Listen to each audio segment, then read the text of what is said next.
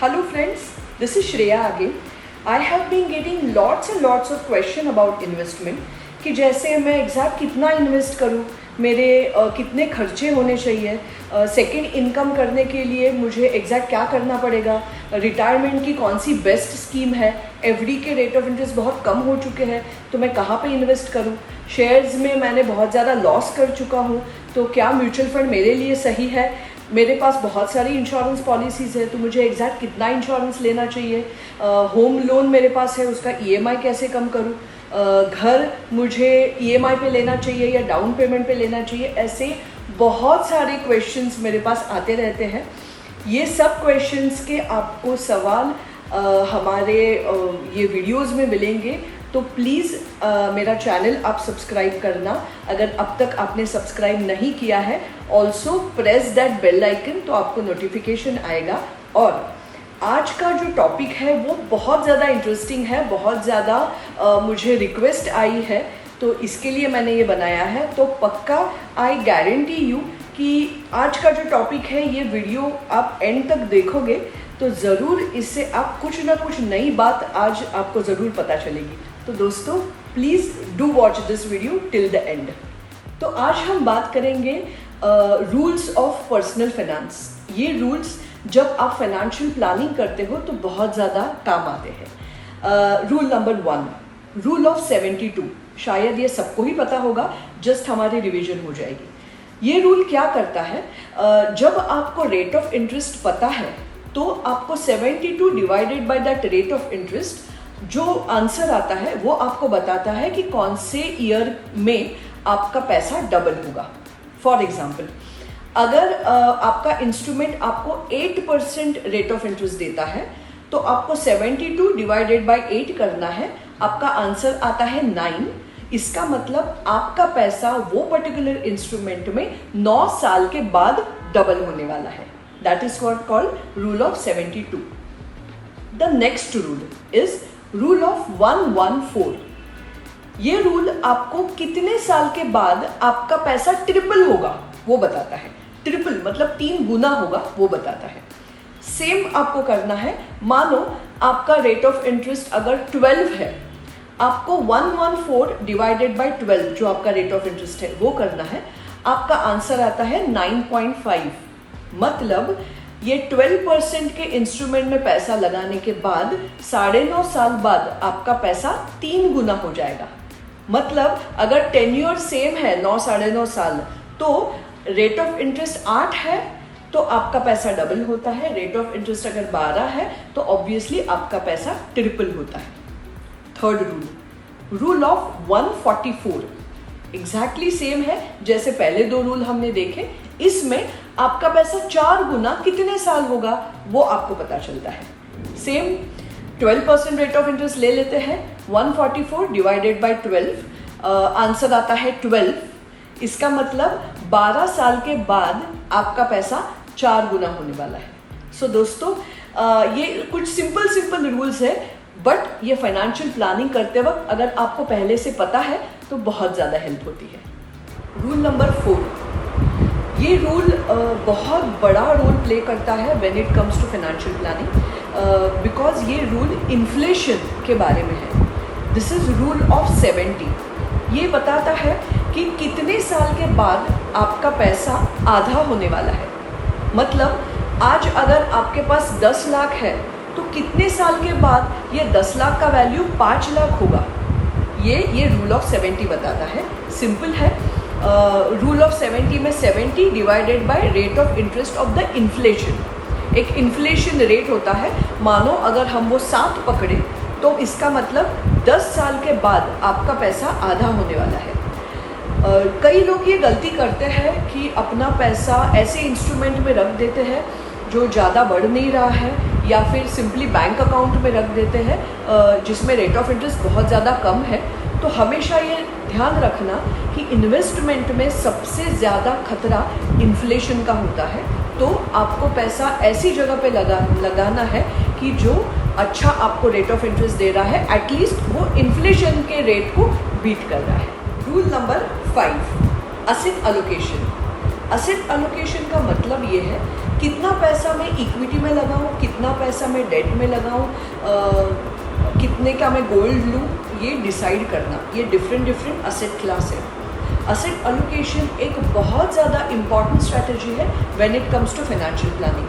हमेशा याद रखें अपना पूरा का पूरा पैसा प्रॉपर्टी या पूरा का पूरा पैसा फिक्स डिपॉजिट या पूरा का पूरा पैसा शेयर मार्केट में लगाना, ये बहुत बड़ी गलती है। तो आपके पास प्रॉपर असेट एलोकेशन होना चाहिए, इसी के लिए ये रूल बनाया है। As per this rule 100 minus your age, जो आंसर आता है that should be your equity allocation. For example मानो किसी का एज 30 है, तो 100 माइनस 30 70% उसका asset allocation towards equity fund होना चाहिए। अभी इक्विटी फंड में वो कई सारे इंस्ट्रूमेंट ले सकता है, वो शेयर्स बाय कर सकता है, वो पीएमएस ले सकता है, वो यूनिट लिंक ले सकता है, या फिर वो म्यूचुअल फंड्स ले सकते हैं। वो इक्विटी में कई सारे प्रोडक्ट्स हैं, but 70% of your investable surplus has to be in equity asset class. खैर ये थंब रूल नहीं है, बिकॉज कई लोगों का रिस्क एपिटाइट उतना होना चाहिए, कई लोग कंफर्टेबल नहीं होते हैं इक्विटी इंस्ट्रूमेंट से। तो वो सब चीज़ें जब आप फाइनेंशियल प्लानिंग करते हो, आपके फाइनेंशियल प्लानर के साथ बैठ के आपको ये सब बातें करनी होती है। पर अगर एक रूल के हिसाब से या एक नॉर्मल लेमैन लैंग्वेज में समझे तो दिस इज़ द रूल कि मिनिमम आपका 70%, अगर आपका एज कम है तो 70-80% आपका इक्विटी में होना चाहिए। ऑफ कोर्स अगर आपका एज ज़्यादा है, जैसे 60 ईयर ओल्ड, तो 100 minus 60 40% only you can invest in equity asset class. So rule number 6, rule number 6 ये बताता है, उसको रूल को हम 10-5-3 ऐसा नाम दे देते हैं।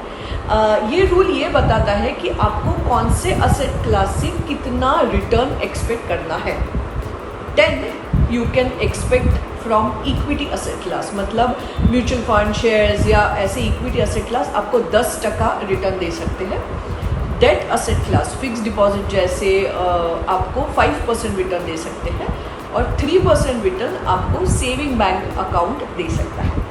अभी कई लोग बोलेंगे कि म्यूचुअल फंड में मुझे 80% भी मिला है, शेयर्स में मुझे 100% भी मिला है, मेरे पीएमएस ने मुझे बहुत सारा रिटर्न दिया है।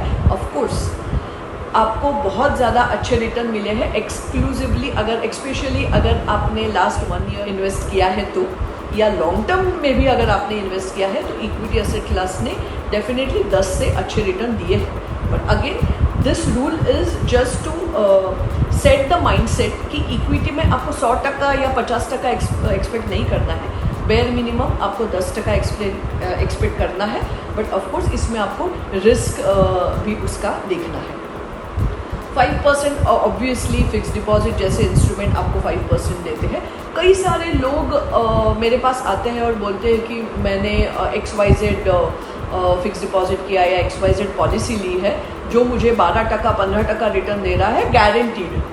तो दोस्तों ऐसा डिफ़िकल्ट है, या मैं बोलूँ इम्पॉसिबल है।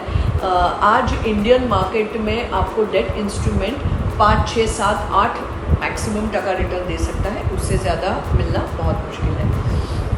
Of course everyone knows that 3% you get in the saving bank account. दोस्तों I have been in finance industry for more than 20 years now, और मैंने कई सारे लोगों का मैंने पर्सनल काउंसलिंग किया है, कई सारे लोगों की मैंने 1-to-1 जब मैं बात करती हूँ रिगार्डिंग फाइनेंस, एक बहुत कॉमन क्वेश्चन है कि Shreya how much exactly I should invest. तो ये जो रूल है ये आपको ये सवाल का जवाब देगा। रूल का नाम है 50-30-20। ये रूल ये बताता है कि 50% of your income you should invest in needs. आपकी नीड क्या क्या है? मानो घर की ग्रॉसरी है, बच्चों का एजुकेशन है, या रेंट है, या घर का EMI है, ये सब नीड है। तो 50% of your monthly salary, take home salary you should invest in needs. 30% you should invest in wants. Wants क्या क्या है आपकी? जैसे एंटरटेनमेंट एक्सपेंसेस है या वेकेशन आप गए, ये सब वॉन्ट्स है। जो काइंड ऑफ लग्जरी में हम गिनते हैं, जो ज़रूरी खर्चे नहीं है, वो 30% ही होने चाहिए। और 20% of your take home salary you should invest in saving या इन्वेस्टमेंट। क्योंकि दोस्तों, अगर आप बिजनेस में हो या फिर आप सैलराइड पर्सन हो, ये ध्यान रखना कि आज जो पैसा आप कमा रहे हो ये सिर्फ आज के लिए आपके पास नहीं है, क्योंकि रिटायरमेंट के जो खर्चे हैं ये भी आपको यही इनकम से करने हैं। तो एक ने बहुत एक खूबसूरत चीज़ कही थी कि आपका जो सैलरी है ना, ये आपका प्रेजेंट सैलरी नहीं है, ये आपका फ्यूचर सैलरी भी है। तो ये ध्यान रखें और ये 50-30-20 रूल को अपने फाइनेंशियल प्लानिंग में ज़रूर अपनाएं। So this was rule number 7। Come back to rule number 8। Rule number 8 is emergency funds. अभी इमरजेंसी फंड्स ये मुझे आपको अभी बताने की ज़रूरत नहीं है। जो माहौल चल रहा है कोरोना के टाइम में, हम सबको ये समझ में आया है कि इमरजेंसी कभी भी आ सकती है, कैसे भी आ सकती है और कितने भी टाइम रह सकती है। Almost 2 years we have been lockdown, many people have lost their jobs, businesses बंद है, सब चीज़ मानो ठहर गई है। तो ये सब चीज़ में आपको इमरजेंसी फंड ही काम आने वाला है। कई सारे लोगों ने हमें क्वेश्चन पूछा कि सेकेंड इनकम हम कैसे क्रिएट करें या इमरजेंसी फ़ंड हम कहाँ इन्वेस्ट करें, हमारे पास एग्जिस्टिंग इन्वेस्टमेंट्स है, क्या आप ऐसा कुछ कर सकते हैं जिससे एग्जिस्टिंग इन्वेस्टमेंट की अच्छे रिटर्न्स वो कमा के दे या फिर उससे डबल फ़ायदा हो, ऐसा कुछ हो सकता है क्या? ये सब हो सकता है। डेट रिस्ट्रक्चरिंग एक बहुत बड़ा टूल है जिससे आपको EMI भी रिडक्शन हो सकता है। तो ये सब चीज़ें कैसी करनी है, क्या करनी है, आप हमारा चैनल ज़रूर सब्सक्राइब करें। हमारे चैनल में बहुत सारे ऐसे वीडियोस हैं जो आपके ज़रूर काम आएंगे, आपको उससे बहुत सारी जानकारी मिलेगी। अगर अभी भी आपने चैनल सब्सक्राइब नहीं किया है तो I would request you please do subscribe the channel because I am spreading a education and it is exclusively for your benefit. So come back to rule number 8, emergency fund. Emergency fund कितना होना चाहिए? Minimum 3 times of your monthly expense, और I can say 3 गुना। अगर आपका monthly expense 1 lakh है तो 3 लाख का आपको इमरजेंसी फंड करना ज़रूरी है। पर अगर आप मुझे पूछो तो आई वुड से 6 महीने का एक्सपेंस आपके पास होना चाहिए, क्योंकि अगर अगेन 3rd wave आया, 4th wave आया, we don't know, you have to have the emergency fund. अच्छा, एक बहुत ज़रूरी बात मैं यहाँ पे कहना चाहूँगी, please do not invest your emergency fund in risky instruments, से shares, bitcoins, Ponzi scheme, some internal BC kind of a thing. It is a very risky thing to invest your emergency fund in such instruments, क्योंकि वो market के उतार चढ़ाव से या फिर आप जो कंपनी में इन्वेस्ट किया है आपने, वो कंपनी बंद पड़ गई या भाग गई या जो कुछ ऐसा हो गया, तो आपका emergency fund is at the stake. Emergency fund आपका एकदम सेफेस्ट इंस्ट्रूमेंट में आपको इन्वेस्ट करना है। थैंक यू ये वीडियो लास्ट तक देखने के लिए। आओ हम बात करते हैं रूल नंबर 9। अगेन बहुत इम्पॉर्टेंट रूल है और ये बहुत कॉमनली आस्क्ड क्वेश्चन है हमारा कि श्रेया मेरा EMI मैक्सिमम कितना होना चाहिए? मतलब अगर मेरा सैलरी 50,000 पर मंथ है तो कितना EMI मुझे अलाउड है?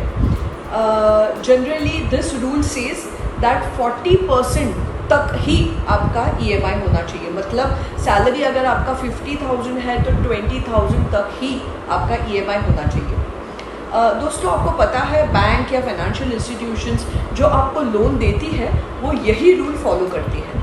वो देखती है कि आपका मंथली टेक होम सैलरी कितना है माइनस आपके कितने EMIs एग्जिस्टिंग जा रहे हैं, उसको सबको माइनस करके उसका टोटल 20,000 होना चाहिए। मतलब ऑलरेडी मेरा 5,000 का EMI जा रहा है, पर्सनल लोन है या कार लोन है या व्हाटएवर, तो मुझे 15,000 तक का ही गैप है जिसमें मुझे वो लोग ऐसा डिसाइड करेंगे कि 15,000 EMI आने के लिए कितना लोन एलिजिबिलिटी है माइनस एग्जिस्टिंग EMI। तो 20,000 आपका अभी एलिजिबिलिटी बैठता है, उसके सामने आपको कितना लाख का लोन मिलेगा? मतलब अगर आप यंग हो तो आपको 20, 22, 25, 30 साल का अगर टर्म मिलता है तो शायद आपका 20 लाख का लोन बैठ सकता है, बट आपका ऑलरेडी एज 45, 50 हो चुका है और इतना लंबा टेन्योर आपको नहीं मिलेगा, तो आपका लोन रिडक्शन होके 15 लाख 12 लाख हो सकता है। तो ये ज़रूर ध्यान रहे कि ज़्यादा आपको EMI is extremely dangerous for your financial health. So आइए बात करते हैं rule number 10 will be the last rule of this video. So rule number 10 tells you that how much maximum life insurance one should have। कई सारे लोगों में आज भी confusion है। मुझे लोग बोलते हैं कि श्रेया मेरे पास बहुत सारी पॉलिसीज़ हैं। दोस्तों, बहुत सारी पॉलिसीज़ होके फ़ायदा नहीं है, क्योंकि डेथ के बाद आपके फैमिली को कितना पैसा मिलने वाला है ये मैटर करता है। कितने नंबर ऑफ पॉलिसीज़ है ये मैटर नहीं करता है। तो कैसे डिसाइड करें कि एग्जैक्टली कितना इंश्योरेंस होना चाहिए? ये रूल आपको ये बताता है कि आपका कितना इंश्योरेंस होना चाहिए। इसमें दो टाइप है। एक टाइप बोलता है कि 20% इंटू योर एनुअल इनकम। आपका एनुअल इनकम 10 लाख है तो इंटू 20 अप्रॉक्सीमेटली 2 करोड़ का इंश्योरेंस आपके पास होना चाहिए। दूसरा जो टाइप है जो ये बोलता है कि ह्यूमन लाइफ वैल्यू आपको निकालना चाहिए। जैसे एक पेन का भी MRP होता है 10 रुपया 20 रुपया, वैसे ही हमारा भी MRP होता है जिसको HLV बोलते हैं, ह्यूमन लाइफ वैल्यू। उसको कैसे कैलकुलेट करें? मानो आई एम से 40 ईयर ओल्ड, मेरा रिटायरमेंट एज 60, मतलब 20 साल तक मैं और पैसा कमाने वाली हूँ। फॉर एग्जाम्पल मेरा annual income is 10 lakhs of rupees, तो 10 lakhs इंटू नेक्स्ट 20 ईयर्स। अगर मुझे आज कुछ हो जाता है तो 20 साल तक मेरे फैमिली को वो 10-10 लाख नहीं आने वाला है। तो आज ही उनके पास अगर 2 करोड़ आ जाता है तो उसके इंटरेस्ट से वो अगले 20 साल चल सकते हैं। सो ये दोनों मेथड में मेरा सम एश्योर्ड 2 करोड़ का आता है। बट जो सेकेंड मेथड है उसमें ये मेथड ये बोलता है कि 2 करोड़ प्लस आपके पास अगर लायबिलिटी है तो उसको भी आपको ऐड बैक करना चाहिए। मतलब मेरे पास 1 करोड़ का होम लोन है तो 2 करोड़ प्लस 1 करोड़, तो मेरा इंश्योरेंस कम से कम 3 करोड़ होना चाहिए, क्योंकि 2 करोड़ फैमिली को मिलने के बाद 1 करोड़ तो बैंक लेके जाएगा as a home loan. So obviously वो मुझे ऐड बैक करना है। सो दोस्तों, ये रहा rule number 10। Please let us know आपको ये कैसे लगे rule of 10 rule of personal finance. आपके कोई कमेंट्स हैं, आपके कोई सजेशंस हैं, please please please do send us the request. हमारे नंबर्स ये स्क्रीन पे फ्लैश हो रहे हैं, हमारे ईमेल आईडीज़ ये स्क्रीन पे फ्लैश हो रहे हैं। Also please do subscribe to this channel because I am making this content for you. We are already crossed approximately 920 subscribers. So please हमें 1000 subscribers करने के लिए help करना। Share this video with your friends, share this video with your relatives, और हमें please बताना कि whether are we making the good content और आपको क्या expect है। और thank you, stay safe, stay